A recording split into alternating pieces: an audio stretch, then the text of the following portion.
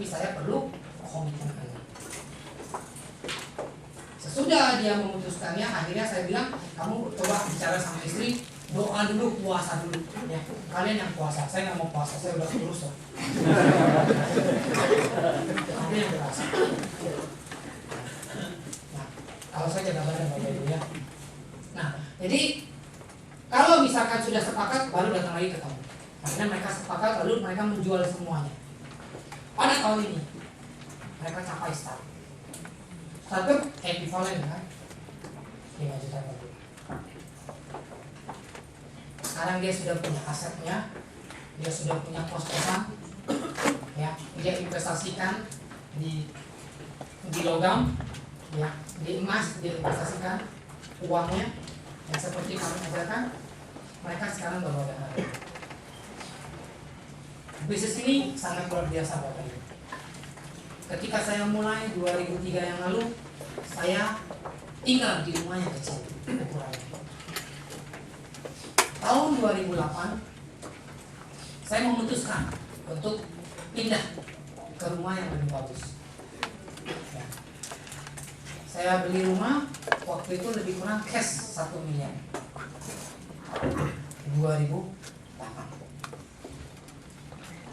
Tahun 2009 kami membeli lagi aset rumah lagi yang lebih besar, 10 kali 20, 2 lantai, 2,2 di tengah kota. Kalau tidak lewat prudensial, mungkin kami tidak ada hari ini Bapak Ibu. Opportunity yang ditawarkan prudensial sangat besar Bapak Ibu. Ya, tergantung seberapa besar yang terjadi. Ketika kami membangun bisnis ini, kami sudah habis-habisan Bapak Ibu. Semuanya kami keluarkan. Keringat kami keluarkan, air seni kami keluarkan, darah kami keluarkan semuanya. Habis-habisan. Kami kehilangan banyak teman. Kami mendapatkan teman baru banyak. Seperti itu. Lewat bisnis ini ada penyaringan. Kami bisa tahu mana yang benar-benar teman, mana yang kelihatannya seperti teman. Ada teman saya datang ke rumah waktu kami di Citra, dia bilang, ngapain kamu kerja asuransi? Asuransi adalah pekerjaan yang sudah tidak ada jalan lain lagi, tidak ada pekerjaan lain lagi kecuali tarik asuransi. Artinya level kita di downgrade sedemikian rupa bahwa pekerjaan yang paling terakhir adalah asuransi. Padahal mereka tidak tahu bahwa betapa mulianya pekerjaan kita Bapak Ibu. Saya mau sharing ketika tahun 2003 nasabah saya masuk pertama kali, anak kecil usianya 5 tahun. Ketika saya ke tokonya, saya bilang, Pak ini pendidikannya bagus seperti ini dan seterusnya. Akhirnya anak ini masuk pada waktu usianya 5 tahun. Ketika anak ini berusia 7 tahun, anak ini terkena kanker otak. Ada kanker sebesar biji kelereng itu di batang otaknya. Kalau dia kena ke telinganya, maka pendengarannya jadi tidak baik, jadi budak. Kalau dia kena ke urat syaraf mulutnya, maka dia akan lumpuh syaraf mulutnya. Pada waktu itu dia kena masalah itu. Lalu dia berobat, mencoba berobat, cari alternatif ke rumah sakit di Jakarta, semuanya dikunjungi, mereka bilang percuma Pak. Anak ini nggak akan bertahan lama. Udah, nggak usah. Jadi nggak usah keluar biaya, sudah, biarin aja. Nah, lalu akhirnya karena dia sebagai orang tua, dia mau bertanggung jawab atas anaknya. Lalu dia pergilah ke Singapura. Cari dokter di Singapura yang bagus. Ada 6 dokter. 5 dokter mengatakan nggak usah ke Singapura, habis duit. Udah. 1 dokter bilang bisa. Kami biasa menangani. Sudah, bawa ke sana. Nah, dicek katanya, oh ya nanti kita akan sedot dia punya kankernya. Nah ternyata begitu sampai di Singapura, batok kepalanya dipotong, batoknya dilepas. Waktu dia mau diambil ternyata bukannya lipid, tapi solid. Jadi akhirnya cuma hanya diambil 20% aja. untuk dilakukan penelitian. Batok kepalanya tutup lagi, jahit lagi sekelilingnya. Balik ke Jakarta. Balik ke Jakarta, 1 minggu kemudian anaknya lumpuh. 1 minggu kemudian nggak bisa makan. Makannya pakai suntikan dokter. Ya, jadi disuntik. Kalau mau minum mau makan disuntik. Sampai suatu ketika udah sama sekali, setiap suntik keluar lagi, setiap suntik keluar lagi. Akhirnya dikirimlah ke rumah sakit waktu ke pondok ini. Dikasih infus, sesudah itu nggak berapa lama masuk ke rumah sakit. Nah, waktu itu malam sekitar jam 11-an masuk, kira-kira jam 12 malam anak ini meninggal. Karena mungkin karena infus, lalu ada selain yang tersambat, akhirnya meninggal. Nah, sesudah meninggal diuruslah ke rumah dukanya. Nah, waktu di rumah duka saya datang berkunjung ke rumah duka. Banyak teman-teman saya dulu yang saya tawarin, nanya, klaimnya dibayar nggak? Klaimnya dibayar nggak? Saya bilang, hari ini saya cuma hanya mau datang, mau lihat nasabah saya terakhir kali. Saya tidak ada waktu, tidak ada intention untuk menjual asuransi. Kalau Anda mau bicara asuransi, bicara di kantor. Anda pikir cuma kita yang butuh Anda? Ya, agen asuransi pun bisa menolak. Ya.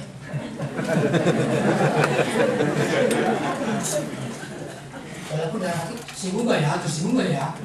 Tapi puji Tuhan, dari hal itu besok dia datang ke kantor. Akhirnya saya bisa closing anaknya. Ya. Sesudah itu semuanya beres, pemakamannya beres, semuanya sudah selesai. Ceknya dikeluarkan oleh Prudential dalam waktu 2 minggu. Prudential membayar klaimnya. Lalu Prudential telepon Pak Susanto, klaim nasabah Bapak sudah kami terima dan ada ceknya yang kami akan berikan. Lalu saya telepon nasabahnya, Pak, selamat pagi, saya turut berduka cita atas meninggalnya Bapak.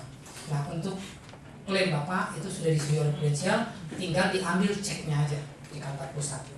Kira-kira Bapak mau ambil hari apa ya? Jam berapa? Sudah itu, udah begitu, dia bilang, nanti saya kasih kabar kamu dah. Ya. Soalnya bukan apa-apa Susanto. Saya merasa bahwa ketika saya masuk asuransi, jadi anak saya meninggal, orang-orang banyak ngomong, oh gara-gara saya masuk asuransi makanya anak saya meninggal. Jadi saya rasa saya nggak mau ambil cek. Dia bilang. Saya bilang, Pak, ya, ketika anak Anda mengalami sesuatu hal sampai dia sakit sampai akhirnya dia meninggal, saya tahu apa yang terjadi dengan Bapak. Saya benar-benar memahami, karena saya juga memiliki anak. Saya tahu bagaimana rasanya kehilangan orang yang kita cintai. Tapi ada 3 hal yang Bapak perlu ketahui. Pertama, Bapak sudah kehilangan buku 1. Kedua, Bapak sudah pinjam duit orang 60 juta. Yang ketiga, Bapak kehilangan anak. Dari 3 masalah yang Bapak hadapi, saya bisa membantu menyelesaikan 2 masalah. Memang, cek ini tidak bisa membuat anak Bapak bangkit kembali. Tapi ruko yang hilang, uang yang Bapak pinjam yang harus Bapak kembalikan, itu bisa tergantikan melewati uang. Dan sesungguhnya saya merasa bangga terhadap Bapak. Ada banyak bapak-bapak di luar sana yang mempunyai kemampuan, tapi mereka tidak punya planning untuk anak mereka. Sementara Bapak mempunyai planning untuk anak Bapak. Tetapi seandainya Bapak tidak memiliki asuransi pun, kalau Tuhan berkehendak seperti ini, itu pun akan terjadi sedemikian. Apakah Bapak beli asuransi atau tidak beli asuransi, itu tidak hubungannya dengan kematian anak. Ya. Jadi apakah Anda beli asuransi atau enggak? Enggak. Saya prospek orang, dia bilang, oh nanti saya beli asuransi nyumpain saya mati. Enggak Pak. Bapak beli atau tidak beli pasti mati. Garansi 100% pasti mati. Kalau jual asuransi, mendingan saya jual kolor. Pasti mati. Enggak ada hubungannya. Apakah Anda punya asuransi atau tidak?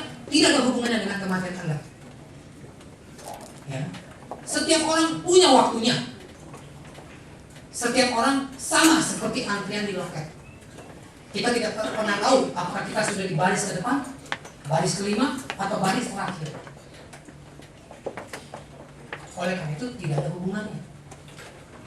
Oleh karena itu, dengan segala respon, dengan segala respek saya, hormat saya kepada Bapak, saya minta Bapak untuk datang. Nanti saya diskusi dengan istri saya. Akhirnya ada diskusi, dia telepon lagi, ya Pak, kami akan datang. Udah, dari Citra Garden saya naik motor datang sampai ke kantor pusat. Sepanjang perjalanan saya keluar air mata nangis. Ya. Kenapa? Karena sejak itu saya baru mulai menyadari berapa berpentingan, berapa mulianya pekerjaan kita. Saya tidak pernah tahu orang yang saya tawarkan asuransi apakah akan berdampak kepada kehidupan dia tahun ini, tahun depan, dan seterusnya. Tetapi ketika kita mengambil bagian untuk menawarkan, berarti kita bisa membantu mereka. Saya tanya sama dia, Pak, ketika anak Bapak meninggal, berapa banyak teman-teman Bapak Ibu dah? Kira-kira dari teman yang paling baik, the best of the best dari Anda, berapa angpaunya? Satu-satunya sahabat Anda yang paling gede kasih angpau Anda adalah Susanto Wijaya. 300 juta sampai tim. Dibeliin kolom berapa lusin? Koloran.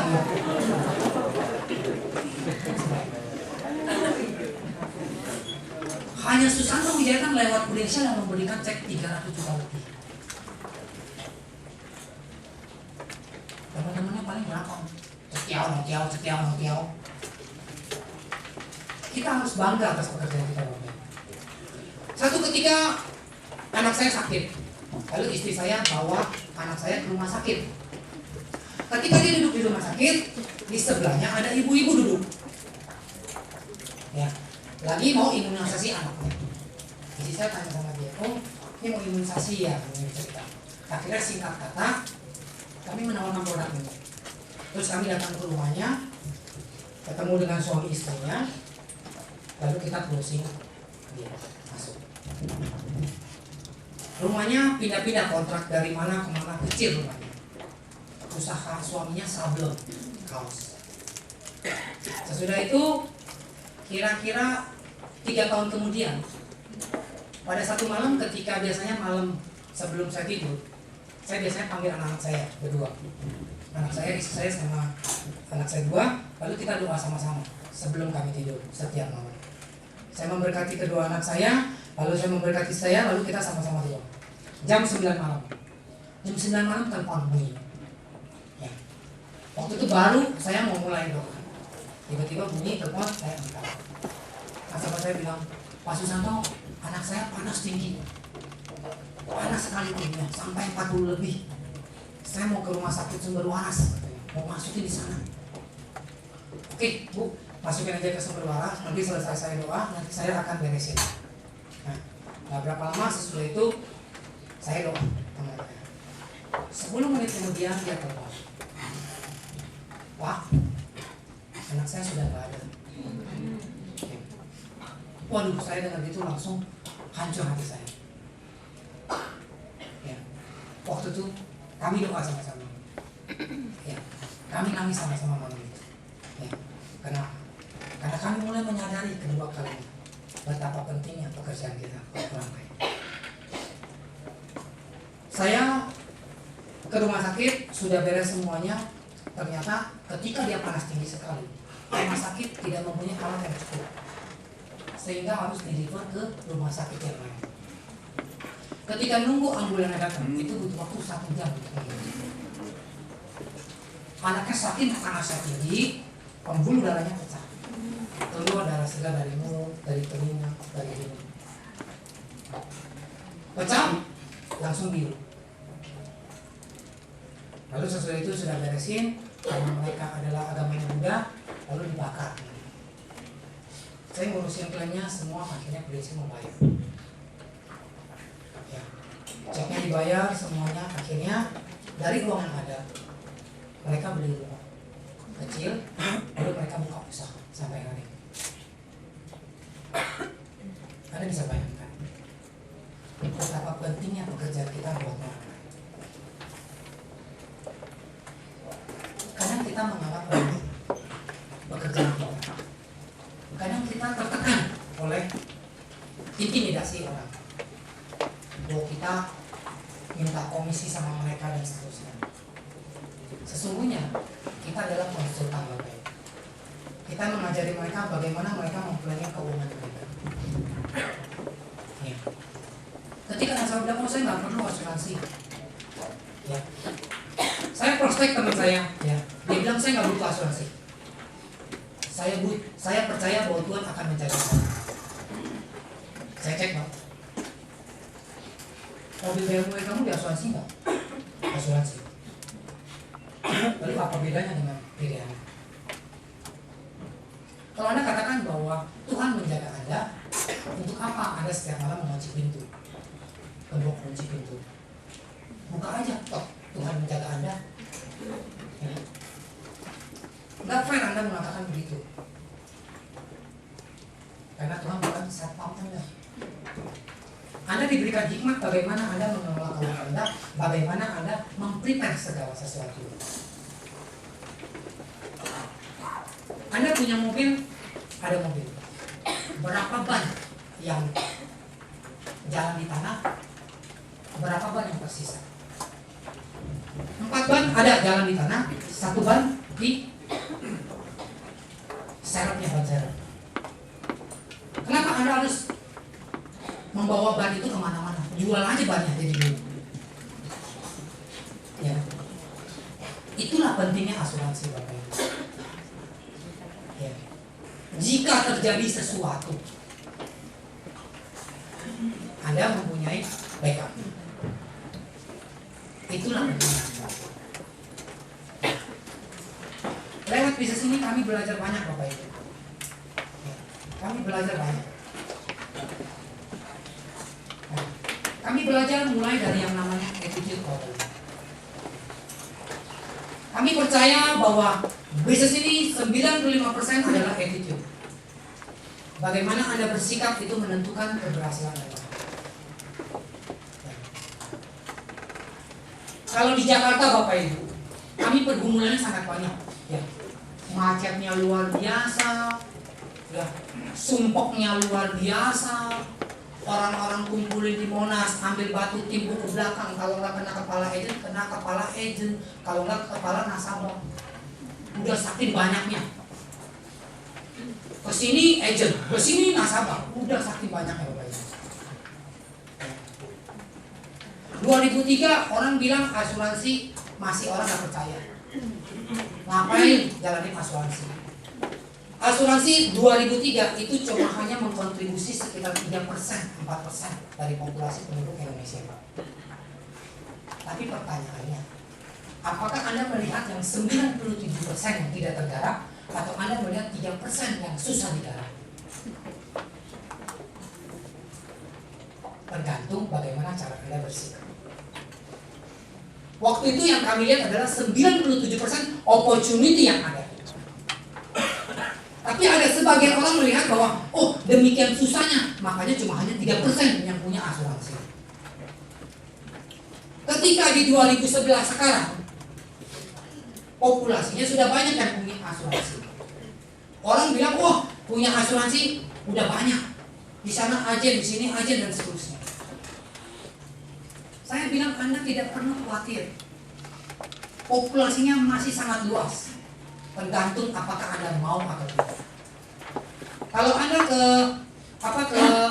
Delta itu ya, yang jual ITC Surabaya itu, ya kan? Semuanya saya lihat handphone semua dari bawah itu. ITC ya, oh WTC ya. Nah, itu handphone semuanya. Kok bisa hidup? Ya, mereka berkumpul kanan kiri semuanya saingan mereka. Tapi kok pertanyaan mereka bisa hidup? Bapak Ibu, setiap orang punya jatahnya masing-masing.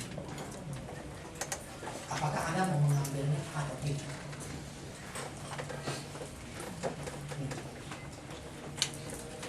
Saya ada beberapa waktu yang lalu juga seperti itu. Saya makan soto di Jakarta, saya lihat wah ramai sotonya. Ya, saya bicara sama kasirnya, itu pemiliknya. Saya bicara tentang asuransi. Oh enggak lah, inilah. Saya dulu udah ada asuransi Indonesia, saya udah tutup, nggak percaya lagi ini. Kedua kali saya datang ke Malaysia, saya makan lagi. Tapi saya cari waktu yang memang nggak terlalu ramai. Jadi saya punya waktu banyak sama dia. Saya bicara sama dia, akhirnya dia masuk. 2 bulan yang lalu, ketika dia habis jaga di tokonya, di dia punya warung, dia ke apartemen mandi. Ketika dia mandi, dia meninggal karena serangan jantung di kamar mandi. Istrinya nunggu, kok gak datang nih? Tadi siang mau pulang ke apartemen mau mandi, kok gak balik-balik itu sampai malam. Begitu disamperin, meninggal karena serangan jantung. Belum saya membayar kayaknya sudah keluar dari. Saya disuruh ambil cek. Nanti saya kasih ceknya lagi, saya closing lagi istri, karena anaknya saya sudah closing. Misinya saya, setiap kali saya masuk ke satu keluarga itu harus habis. Ya, sisanya pembantunya.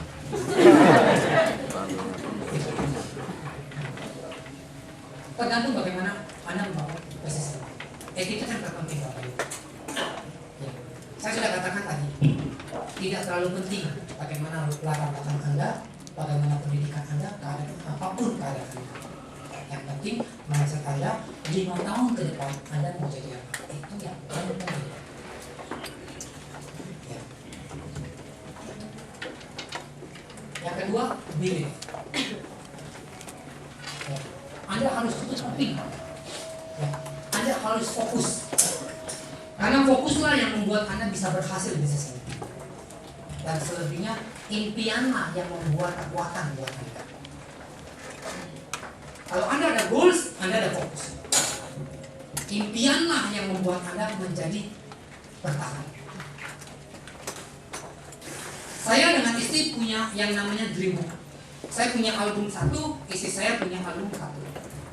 Istri saya albumnya, kalau saya buka flashback kembali album yang dia miliki itu, hampir rata-rata 75%. Impian yang ada di dalam album dia itu sudah terwujud pada dia mau ke negara mana, dia mau ke benua mana, dia mau punya rumah yang seperti apa, dia mau punya mobil yang seperti apa, itu 75% sudah terwujud. Ketika Anda mempunyai impian, itu memberikan kekuatan kepada Anda bisa bertahan di sini. Tanpa impian, Anda tidak akan bisa bertahan. Ya. Ditolak orang sekali langsung acil. Ya. Kayak anjing kecil aja, biasa kan begitu. Ngomongnya kecil, gitu. Sekali ting aja, tung langsung.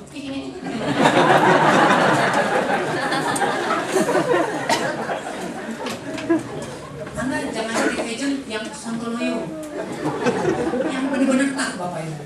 Opportunity-nya ada Bapak Ibu, betul. Saya nggak bohong, betul. Opportunity-nya ada. Ya. Opportunity-nya ada. Confirm. Confirm, jelas.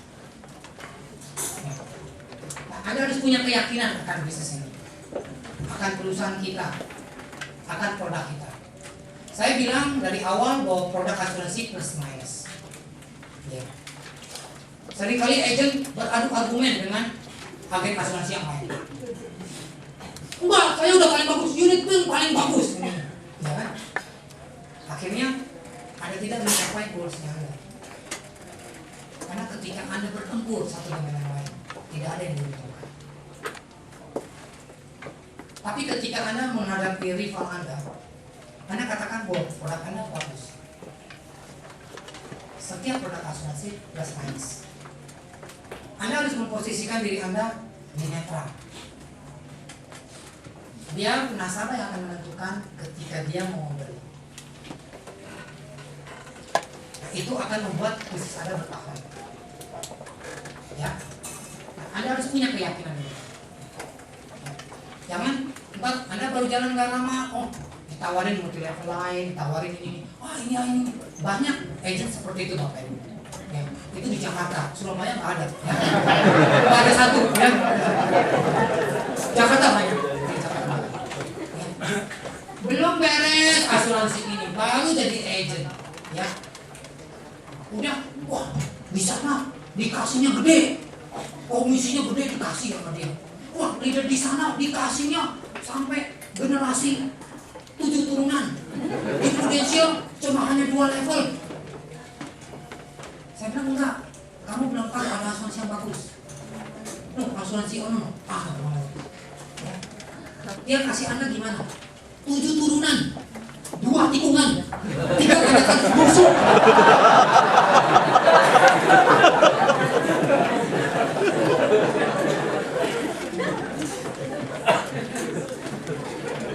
Semua asuransi pasti gak ada bedanya di dalam pengelolaannya. Kalau dia ada kasih Anda lebih di sini, pasti dia ada minusnya di mana. Setiap asuransi plus minus. Agent kadang datang seperti itu. Oh senang bagus, iya, kamu pindah aja sama 7 turunan. Kita 2 turunan langsung udah nyusuk. Ya, kan? Anda harus fokus di bisnis ini Bapak Ibu. Ya. Bisnis ini luar biasa. Prudential asuransi nomor 1. Opportunity-nya sudah jelas. Positioning-nya sudah jelas. Pertanyaannya, bagaimana Anda mempositioning diri Anda? Tergantung keyakinan Anda. Ya. Anda harus bangga. Anda kan lihat iklannya Prudential kan, kalau di iklan. Itu ada teman saya tuh di California kan. Saya agent berasuransi. Ya, Anda harus pede. Ya. Orang bilang, Pak Susanto, kerja asuransi susah ya gitu ya. Bapak dari rambutnya banyak sampai terakhir. Saya bilang, kamu kan naik motor. Kalau kamu naik motor, suka ganti ban. Ya, kenapa? Karena banyak botak. Kenapa? Karena dipakai kan. Nah, kalau rambut kayak gini, berarti otaknya dipakai Pak. Kalau kayak lu, ngomong gitu, berarti jangan pakai otak.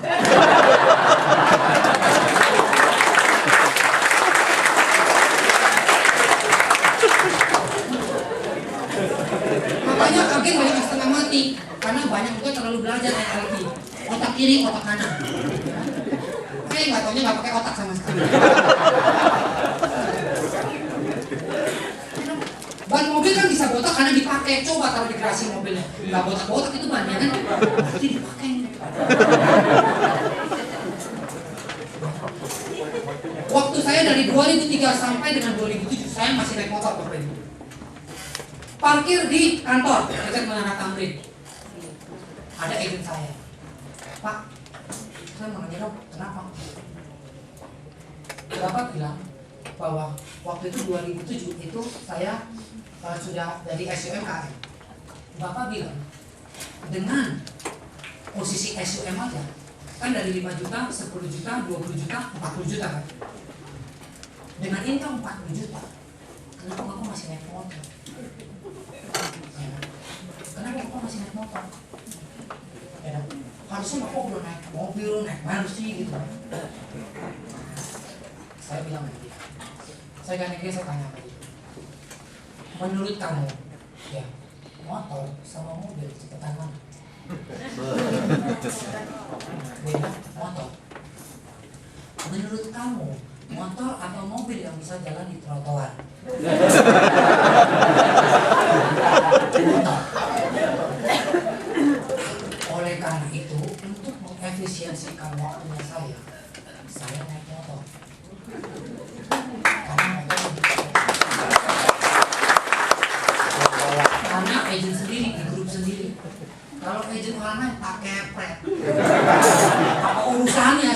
udah kayak mulai ada urusan karena itu sendiri nggak ada ya, kasih pencerahan.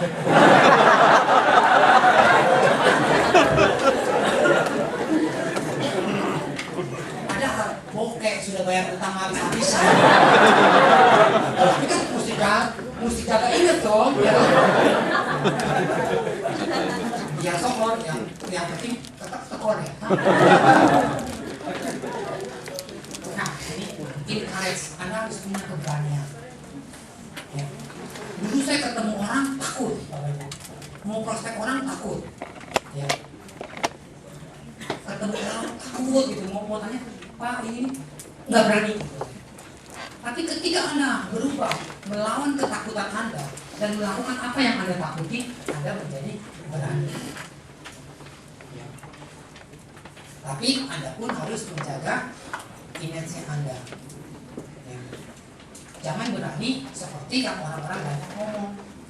Oh, kalau jadi agent itu ada tanda tangan di atas pusar. Tahun 2003 sampai 2011 tidak ada seorang nasabah pun tanda tangan di atas pusar. Walaupun saya mau.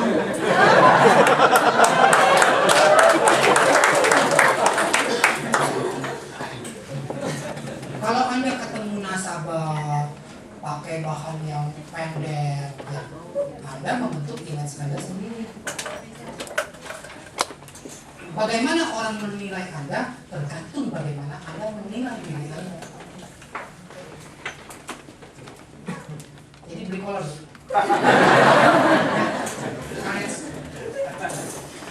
Anda harus punya keberanian, Bapak Ibu. Benar. Udah dah habis-habisan benar. Ya. Saya di usia saya 25 tahun ini ya. Saya sudah pikir kalau habis-habisan mau kapan lagi coba? Ya, kapan lagi Bapak Ibu? Jangan bermain sama waktu. Yang kami punya paham adalah yang aset yang paling besar yang kami miliki adalah waktu. Ya.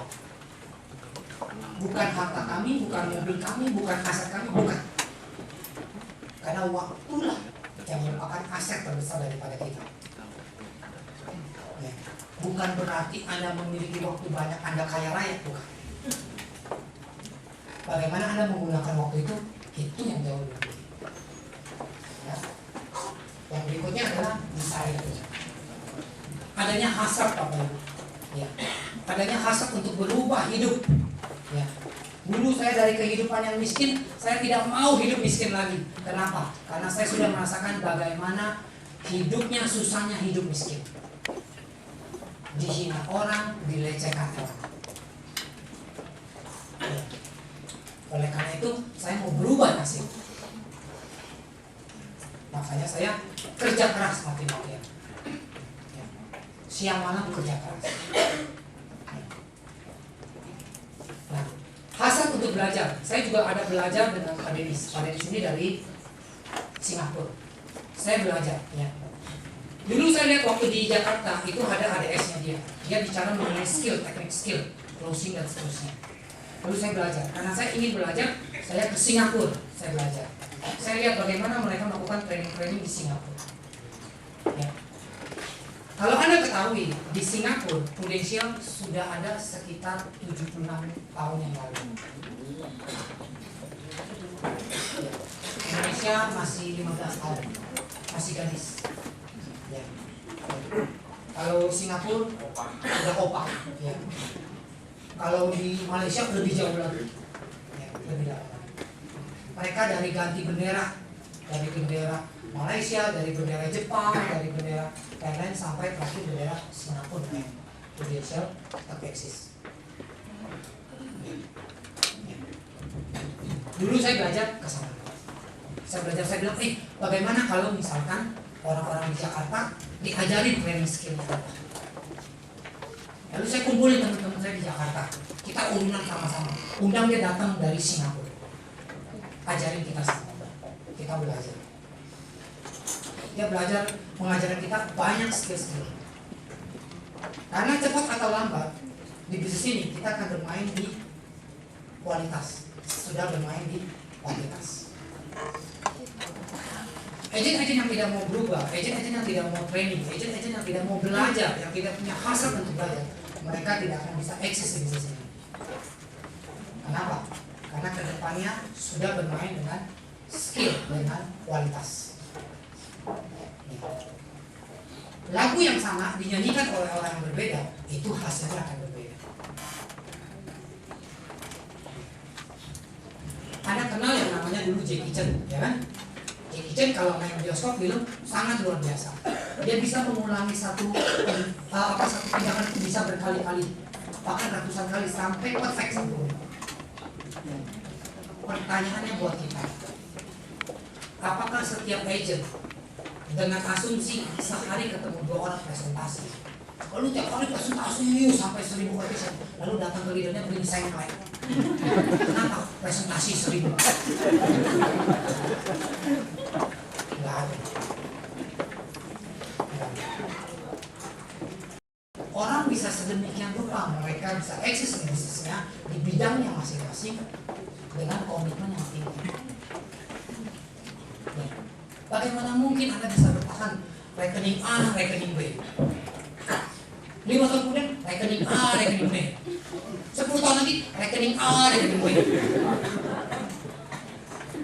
Kita di Jakarta nih, kalau cool call, bawa agent saya cool call, baru mau nginjak-injak, udah sial ya?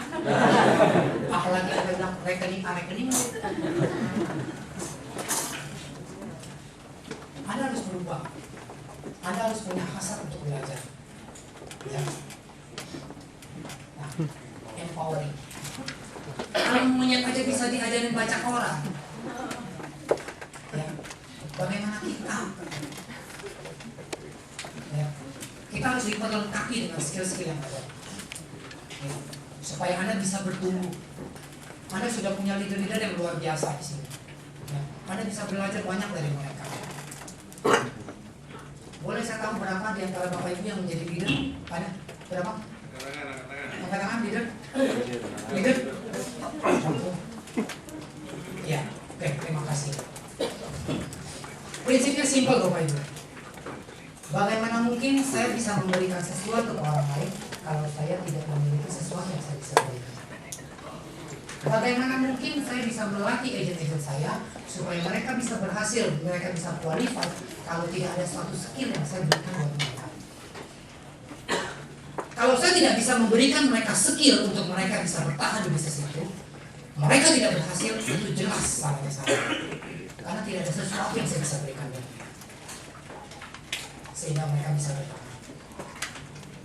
Tapi kalau saya sudah memberikan sesuatu kepada mereka, skill, lalu mereka tidak menjalankannya dan tidak mereka berhasil, itu salahnya mereka, bukan salah saya. Jelas. Ya. Kita tidak bisa memberikan sesuatu yang tidak kita miliki. Finishing rate, menyelesaikan segala sesuatunya dengan sebaik mungkin. Ya. Kami masih bergumul di bisnis ini, kami masih membangun bisnis ini. Ya. Orang tanya, oh kapan mau pensiun? Gak usah pikir pensiun. Ya. Kami selalu belajar berpikir bahwa kontribusi, bukan pensiun. Ya. Ada orang mau pensiun, kenapa Bapak Ibu? Karena mereka sudah muak dengan apa yang mereka kerjakan. Karena mereka sudah nggak mau mengerjakan itu lagi, makanya mereka mau pensiun. Tapi kalau di bisnis ini adalah pekerjaan kita semua.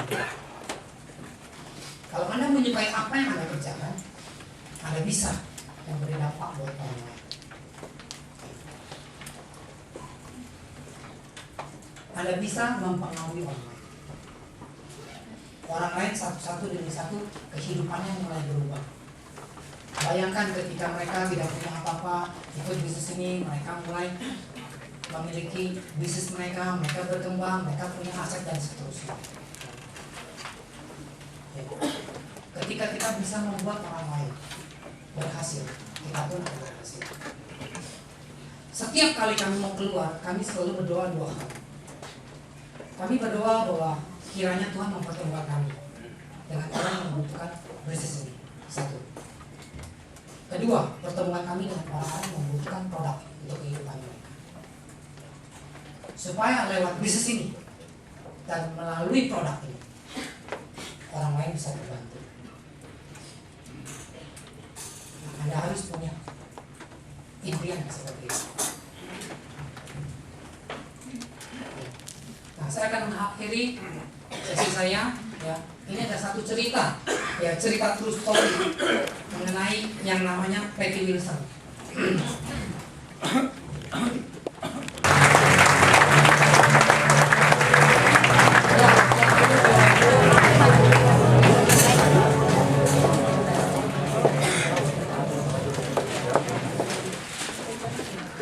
Ya, sebetulnya ada banyak sih yang ilmu yang saya mau turunkan. Ya. Cuma saya khawatir nanti diturunkan semuanya, rambutnya kayak saya semuanya. Ya. Karena panggil. Nah, jadi tadi Bapak Ibu sudah lihat bahwa ketika saya membangun bisnisnya, ketika saya mulai dengan kondisi yang seperti itu, nah Bapak Ibu sudah lihat. Ya.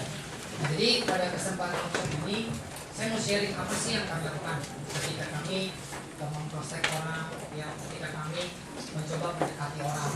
Tapi mungkin nanti saya akan kasih kesempatan Bapak Ibu untuk bertanya ya. Jadi Bapak Ibu nanti bisa bertanya, kita bisa tanya jawab ya. Nanti saya juga saya bisa tanya, ya Anda menjawab aja ya. Nah, jadi kalau kami di Jakarta biasanya yang kami lakukan untuk ketemu orang biasanya kita lakukan dengan cara pameran.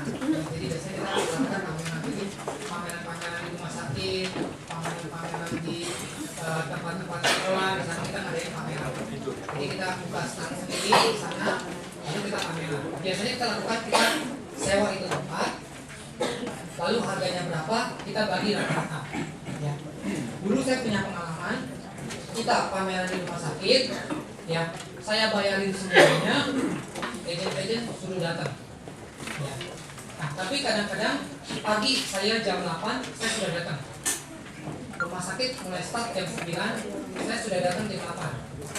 Beresin bannernya, beresin taplak meja dan yang lain-lain, semua saya beresin. Baru gak lama agen-agen baru datang. Dari pagi saya berdua sama istri di sana. Saya juga ajarin agen bagaimana caranya prospek ke calon prospek. Saya ajarin bagaimana cara bicaranya, cara pendekatannya, timing dan seterusnya. Sampai terakhir, sampai jam 9 malam, semuanya sudah sepi. Dokter udah gak ada yang praktek lagi. Baru saya tutup, lipat lagi bannernya, dengan istri saya, selesai saat itu. Awal buka, saya berdua. Sisa sesudah penutupan pameran, tinggal saya berdua. Agennya setengah hari pulang, bukan inilah, bukan itulah, ada neneknya ganti kulit lah.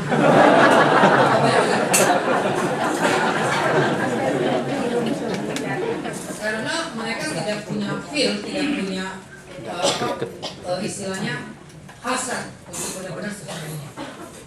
Makanya saya rubah sekarang. Yang mau pameran berapa orang harus hadir, komitmennya jam 8 sampai selesai. Ya, Anda pameran Anda bayar, tapi Anda nggak datang, Anda nggak usah ikut pameran. Saya nggak butuh uang Anda. Yang saya butuh komitmen Anda. Uang bukan jadi masalah, komitmen Anda saya butuh. Jadi kalau kamu nggak mau, ya sudah. Ya, saya cari orang lain yang mau. Dulu saya mulai, saya cold call dari ruko ke ruko, dalamnya EBTD, dari pintu ke pintu. Kita dari ruko ke ruko, terus kita cold call. Rekening A, rekening B, rekening A, rekening B. Gitu. Setiap kali cold call itu waktu 2 minggu. Tidur pun kalau di rumah ibunya rekening A, rekening B. Sudah sampai bisa sebelum Aum juga gitu. Rekening A, rekening B. Jadi udah benar-benar meresap. Ya. Seperti itu yang dilakukan. Saya bilang sama agen-agen, dulu saya mulai lebih setengah mati. Ya. Masuk ruko, keluar ruko, masuk ruko, keluar ruko, pasar dan seterusnya. Dan saya banyak kecapean, panas, terik. Dulu seperti itu. Ya.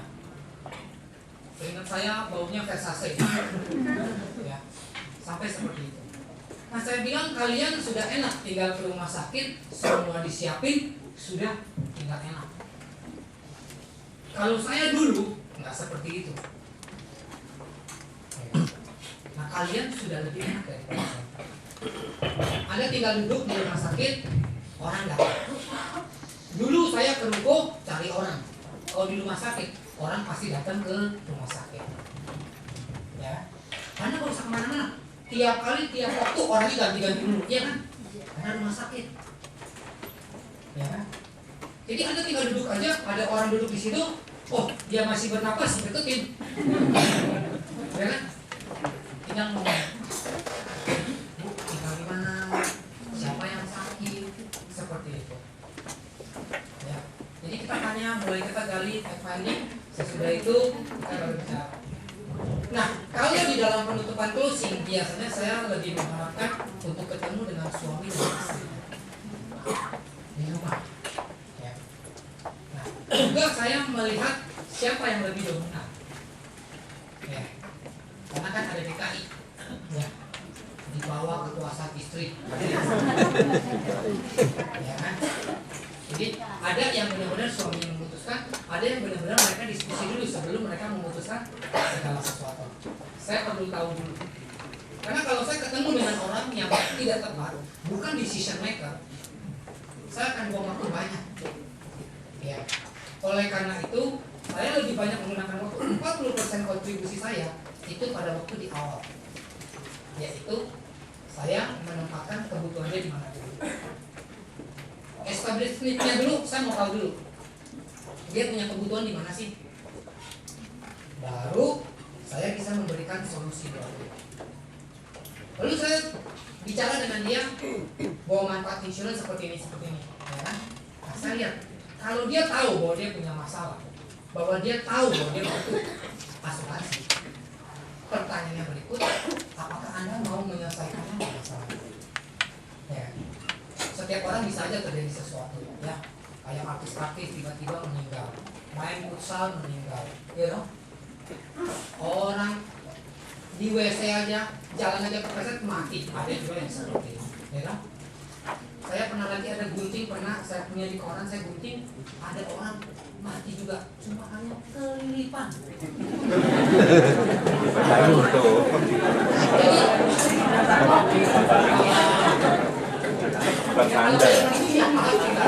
Jadi kelilipan debu masuk, ya akhirnya di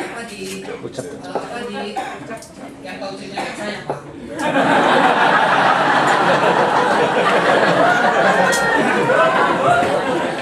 Mengacaukan saya bingung Pak. Nah jadi dia kelilipan, dia ucap matanya, akhirnya berdarah kan, matanya keluar berdarah. Dia ke rumah sakit, kebetulan di puskesmas, wah diobatin, bukannya beres, mama melebar, akhirnya bengkak sampai darahnya nggak bisa stop dulu. Itu saya lihat lebihnya. Ada juga sih yang lagi jalan kelilipan, pas buka mata di depan truk, itu juga sama aja. Nah jadi kadang hal itu bisa terjadi ketika mereka tahu bahwa mereka mempunyai problem itu. Pertanyaannya ada 3 hal yang harus dilakukan. Pertama, apakah mereka mau melakukan sesuatu nggak? Mereka udah tahu nih, saya udah kasih gambaran sama mereka. Oh bapak punya masalah nih Pak gini. Nah pertanyaannya, bapak mau menyelesaikan masalahnya? Melakukan sesuatu? Tidak melakukan sesuatu? Atau melakukan segala sesuatu? Kalau saya presentasi dengan bapak, saya tanya bapak. Kalau bapak tahu bapak punya masalah, setiap orang bisa meninggal satu saat, bapak belum mempersiapkan untuk anak bapak. Pertanyaan saya adalah yang pertama, apakah bapak akan melakukan sesuatu, tidak lakukan sesuatu, atau melakukan segala sesuatu? Kau pilih yang mana? Jangan senyum-senyum jawab.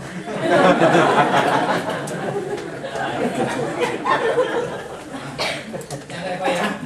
Jadi lakukan sesuatu. Paling tidak, saya sudah bisa approach dia 50%. Karena dia mau. Ya. tinggal saya approach-nya berikutnya. Kalau ketemu yang oh nggak apa-apa, ya sudah, sebutin, ya sudah, selesai. Berarti dia nggak ada keinginan. Kalau dia aja nggak ada keinginan untuk mengatasi solusinya dia masalah dia, buat apa? Ya, buat apa? Sampai buang waktu saya habis-habisan. Kalau dia tahu bahwa dia punya masalah, dia mau menyelesaikan masalahnya, dia mau mempertaruhkan segala sesuatunya, itu bisa jadi dia akan menjadi klien saya. Banyak agen ketemu sama calon prospek, Pak kamu 500.000 aja, gitu. Atau dia tanya dulu sama Anda, yang paling murah berapa ya? Yang paling kecil berapa yang paling kecil? Ya kan? Oh 300.000 Pak. Yang kecil aja 300.000. Kita sudah mulai dari segi produknya, tapi kita tidak mengedukasi dari segi financial planningnya, kebutuhan nasabah. Itu yang seringkali terjadi seperti itu. Seandainya dia bos besar, seharusnya dia porsinya bisa lebih gede. Kalau dia tanya sama saya, paling kecil berapa? Kalau saya mau hit dia sekitar 2 juta ke atas, saya bilang nasabah saya rata-rata yang sekelas Bapak bisa 2 juta, 3 juta ke atas. Saya nggak kasih dia, oh 300.000. Orang sekelas Anda luar biasa, rata-rata itu 2 juta ke atas. Saya waktu itu ada temenin sama istri saya sama agent baru saya. Saya punya agent itu dulu telepon saya, Pak Susanto, saya mau ketemu. Saya dari kayak apa? Indeks, Hanseng, Nikkei apa ya. Nah, jadi kayak investasi lah ya. Nah, karena istri saya ada belajar mengenai investasi Nikkei, Hanseng, Kospi dan seterusnya, terus ada option apa. Jadi istri saya udah belajar ya. Belajar di mega option, jadi kita tahu gitu. Jadi kadang-kadang kita invest. Anda tahu sekali Anda training itu untuk mega option itu untuk training aja itu 8 juta. Pertanyaannya kalau ada training seperti skill seperti ini, harganya cuma 750, Anda mau? Siapa yang mau? Siapa yang mau? Mau nggak? Ya, kalau seumpama jadi kalau seumpamanya Anda mau belajar seperti itu, kami aja mau invest untuk apa? Kenapa? Karena kami harus mengetahui bagaimana cara kerjanya Nikkei, bagaimana cara kerjanya option, bagaimana cara kerjanya saham. Karena itu nanti akan compare dengan unit link. Ya, nah, kita harus mengetahui paling tidak. Ketika nasabah bicara mengenai option, kita tahu bagaimana bermain option, bagaimana plus minusnya option. Anda bisa put, bisa call dan seterusnya. Tapi problemnya di mana? Kita bisa mengatakan. Nah, jadi itu yang kami belajar. Jadi agent saya ini, Pak Susanto, saya mau ketemu. Saya mau menang bahwa ada investasi seperti ini. Oke, ya sudah ketemu. Lalu ketemu, saya bicara. Terus dia bilang, dia nawarin saya bilang, sorry untuk saat ini saya mau investasikan uang saya itu menggunakan unit link. Ya. Jadi saya belum alokasikan lagi untuk ke yang lain hal. Jadi di unit link saya investasikan. Nah, jadi dia bilang, oh iya nggak apa-apa Pak. Terus saya bilang, boleh nggak saya punya waktu 10 menit aja saya bicara tentang ya, saya terangkan mengenai bagaimana pentingnya insurance dan seterusnya. Akhirnya dia malah jadi nasabah saya. Dia masuk, nasabah saya ambil 500.000 per bulan. Ya. Sesudah masuk, saya kunci lagi, saya tawarin jadi agent.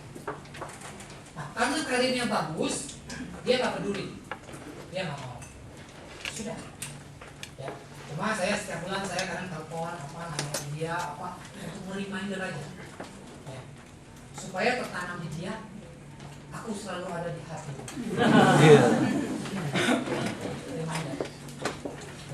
Kalau Anda belajar, ngapain selalu ikan habis jutaan bahkan triliunan untuk pemakai kakak pola dan seterusnya ya.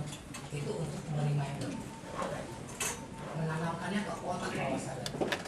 Nah jadi sesudah ketemu sama dia, akhirnya 3 tahun kemudian dia karirnya kan berkembang. Tiba-tiba sesudah 3 tahun dia telepon, Pak Susanto, saya mau surrender ke polisnya saya. Oh, kenapa mau surrender? Ya kan?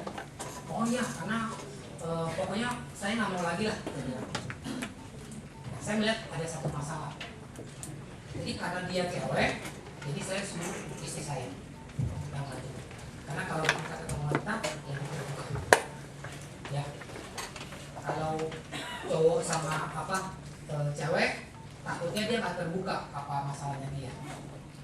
Yang ada malah dia jatuh di pelukan.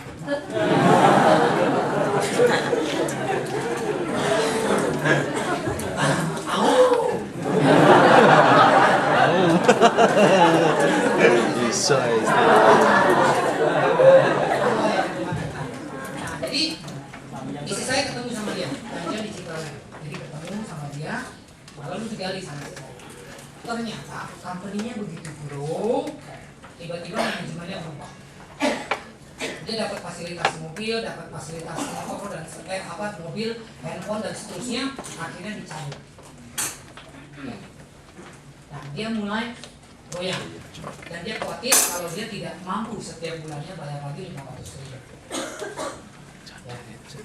Nah, karena dia khawatir karena kampanye sudah goyang, fasilitasnya dicabut. Dan kami melihat bahwa itu ada opportunity, hot button yang kami bisa sentuh, ya. Maksudnya sesuatu yang kami bisa mereminder dia supaya dia bisa terbuka pikirannya, ya. Bukan menyentuh dia secara fisik, bukan, ya. Kurang itu pokoknya, ya. Jadi ada hot button yang kami bisa masuk. Jadi kita bicara sama dia, akhirnya dia open. Akhirnya kita bilang sama dia, di sini ada opportunity bisnis. Kalau Anda mau, Anda belum tahu. Akhirnya sama seperti biasa saya lakukan. Lihat dulu opportunity-nya. Kalau bagus, ambil, enggak lupakan. Ya kan? Kalau misalkan seumpama filmnya jelek, anggap aja Anda nonton film Susan Ngesot. Ini aja ngesot gitu ya. Lupain. Ya. Tapi kalau Anda lihat itu sesuatu yang bagus yang bisa merubah kehidupan Anda, ambil kesempatannya, share. Tetapi mungkin ini kesempatan yang terakhir buat Anda. Apakah Anda mau ambil? Dia datang, dia lihat dia oke lah, nanti saya lihat, saya mau, saya coba jalanin. Kita bilang, Anda jangan bilang coba. Pertanyaan kita, Anda mau atau tidak? Tidak ada, mau coba atau enggak? Enggak ada. Kalau Anda coba, Anda tidak mempunyai feel yang benar-benar Anda memang benar-benar berusaha. Kalau coba, ya coba aja gitu. Enggak ya sudah, nanti dulu. Nah kita nggak mau begitu. Karena kalau kita mau, dia bisa berhasil, dia bisa menjadi pilot project kita. Akhirnya dia gabung di kita, singkat kata. Nah lalu dia bilang, biasa saya ada fasilitas apa segala macam. Oke, nggak perlu. Ya, kita sediakan mobil. Saya sediakan supir, sediakan mobil. Tapi satu hal komitmennya saya, setiap hari bikin janji. Setiap hari bawa saya ketemu orang atau bawa istri saya ketemu orang. Komitmennya. Semuanya saya kasih fasilitas. Ya, akhirnya dia ikut. Nah, dia prospek. Nah, seperti itu akhirnya kita ketemu lah dengan calon nasabah dia. Ya. Salah satunya adalah bintang film, Menyakit Atma Negara. Itu salah satu pelayanan kita. Jadi ketemu sama dia, presentasi segala macam, akhirnya masuk. Terus nggak berapa lama masuk. Dalam waktu 3 bulan, saya janji sama dia, Anda punya time frame-nya 6 bulan. 6 bulan. Kenapa 6 bulan? Karena agent kalau dalam waktu 6 bulan tidak closing dengan case terminate. Ya. Jadi kita punya waktu 6 bulan. Bagaimana secepat mungkin untuk membuat dia supaya dia bisa break even, membagikan income dia. maka dalam waktu 2 bulan closing ya. Dan closingnya kebanyakan single premium. Begitu di bulan kedua turun dia punya komisi, nilainya 76 juta rupiah. Anda bisa bayangkan, dan total dulu belum selesai. Anda bisa bayangkan ya, dia kerja 3 tahun cuma sekitar 5 juta. Sekarang kerja 2 bulan, income-nya sudah 76 dibagi 12 berapa tuh kira-kira?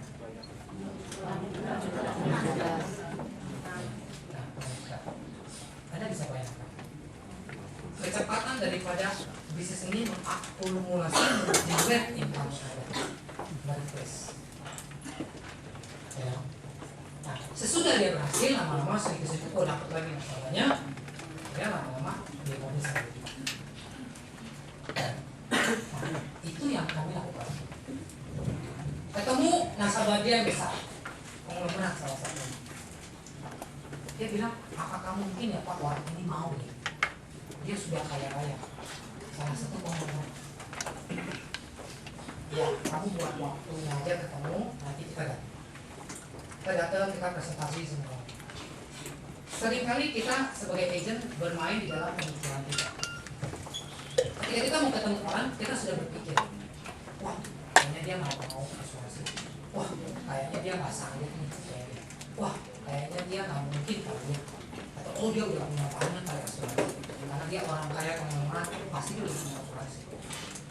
Tapi ketika saya ketemu, saya cari dia, apa yang Bapak punya asuransi selama ini, apa planning Bapak, tujuan Bapak 5-10 tahun ke depan, apa planning Bapak untuk masyarakat Bapak, lalu baru di situ dioper. Ternyata orang sekali itu cuma punya 3 juta US dollar, dia punya uang pertanggungan yang berapa. Kalau misalkan sekitar kalau dirupiahin ya, kalau dirupiahin itu sekitar 3 miliar aja. Lalu kami bikin financial planningnya, ya, kami bikin future value-nya, time value-nya, of money-nya sekarang sampai future value-nya, akhirnya ketemu. Dan kami closing 500 juta per tahun. Dan dia bagi 2, mau dia split 250 di asuransinya, 250-nya di setornya. Anda bisa bayangkan income-nya dia sekarang sudah berapa puluh juta, 35 juta. Itu pada waktu dia mau surrender polis. Makanya kalau orang mau surrender polis atau mau apa, Anda coba perhatikan, ada nggak opportunity yang kita bisa tawarkan ke mereka? Ya. Ada sesuatu nggak yang tadi saya katakan dari pagi? Apakah kita bisa membantu mereka melalui produk ini atau melalui bisnis? Saya bawa agent saya di rumah sakit pameran. Ada orang masuk, ya, orang keturunan Chinese, pakai celana pendek, pakai sandal jepit, pakai kaos biasa. Saya sama istri saya di pameran, terus saya lihat orang itu, lalu kita bilang sama agent kita, yang sekarang jadi AM saya, yang sekarang dulu jadi agent saya. Jadi itu prospek itu orang. Dia bilang, Pak, salah, nggak mau. Kenapa nggak mau? Ya kayaknya lihat penampilannya kurang. Jadi saya bilang, kamu ikut ya. Istri saya jalan ke sana, dia ikut. Lalu istri saya mulai tanya orang itu, tanya ngomong panjang lebar, kami dan seterusnya. Akhirnya mau dibikinin ilustrasi. Akhirnya closing. Anda tahu berapa kira-kira premi per bulannya? 15.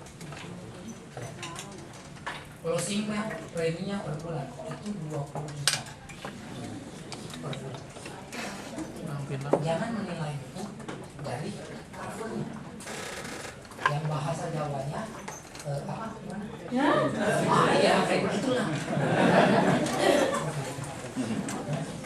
Jadi jangan menilai buku dari cover luar. Demikian terhadap orang lain. Anda tidak bisa meng-underestimate orang lain. Orang ini tidak mampu atau segala macam. Bagaimana Anda tahu orang ini punya duit atau tidak? Kecuali Anda mengatakan atau pakar lawyer.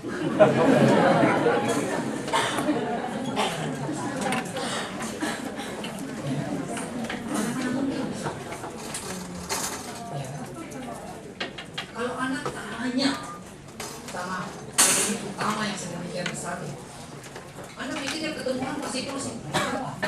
Kalau dia ketemu orang closing, saya sembah ya. Nggak mungkin. Dia harus menggali dulu, funding dulu, baru keluar. Ada orang yang punya kebutuhan tapi bokeh. Ya. Ada yang punya uang tapi nggak punya kebutuhan. Ada yang memang nggak punya kebutuhan juga bokeh. Itu lebih cilaka lagi. Ya. Coba nyanyinya sih itu punya lagu. Andai aku jadi apa? Jadi cuma itu aja. Nah, jadi ketika pameran closing itu, jadi kita kasih ke agent kita. Kan saya sudah bilang dari awal, kalau udah masuk satu rumah harus dihabisin. Jadi dari situ closing lagi, istrinya 10 juta, anaknya 5 juta. Itu yang kami lakukan. Makanya saya ajarin agent supaya mereka jangan underestimate. Mereka jangan punya prasangka dulu, jangan di persepsi. Jadi ketika Anda gali, Anda ketemu sama dia, baru Anda gali, baru Anda bisa tahu apa kebutuhan dia dan kemampuan dia seperti apa. Itu yang kita lakukan. Makanya spend waktunya kita lebih banyak di situ, 40%. Kalau semuanya udah jelas, lalu kita presentasi sama dia sudah jelas semuanya, ketika dia tanda tangan sudah nggak ada masalah lagi. Ya, sudah tidak ada handling objection lagi ketika sudah semuanya clear. Banyak yang terjadi adalah ketika kita closing, kita bikin 300, 500, 700 gitu kan, kita bikinin kasih dia gitu, dia tanda tangan oke. Sesudah itu nanti dia beberapa tahun kemudian, dia baru review lagi menyadari apa sih saya ambil dan seterusnya. Ya. Itu yang sekali terjadi. Kalau Anda sudah dapat nasabah, Anda bisa review lagi, Anda akan tahu kebutuhannya. Seperti itu. Itu yang kami kerjakan. Kami didik agent-agent kami supaya mereka tidak bermain di persepsi. Berbahaya. Ya. Itu akan membunuh Anda sebelum Anda bertindak. Jadi kalau Anda punya goals, Anda punya tujuan, misalkan satu hari cuma ada 2. Kalau dari presentasi kan satu hari presentasi ke 2 orang, satu hari, ya kan? Ya nggak, di Surabaya sama nggak dengan Jakarta? Sama. Presentasi sehari ketemu 2 orang kan? Ya. Ada agent saya, wah saya mau 10, nggak usah, sehari cuma 2. Mbak saya bisa 10, enggak usah, sehari cuma 2. Mbak kalau saya 10 saya akan begini, enggak usah kepo, sehari cuma 2. Kenapa? Itu memang sudah ada, itu dulu aja. Ya. Yang saya butuhkan adalah konsisten, bukan jumlah 10, 20 enggak. Yang penting adalah konsistennya ada. Nanti kalau Anda sudah konsisten 2, seterusnya, ke depannya Anda akan bisa meningkatkan jumlahnya, kuantitasnya. Tapi Anda sudah terbentuk habitnya. Karena setiap kita dalam waktu 3 bulan ke depan Anda harus memform dulu, membentuk dulu kebiasaan Anda. Sehingga sesudah Anda terbiasa, Anda tidak meningkatkan kualitasnya.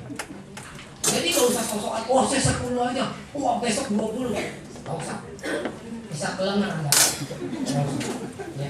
Saya sebagai leadernya, kamu siap, udah 2 aja, 2 aja, nggak usah, ampun.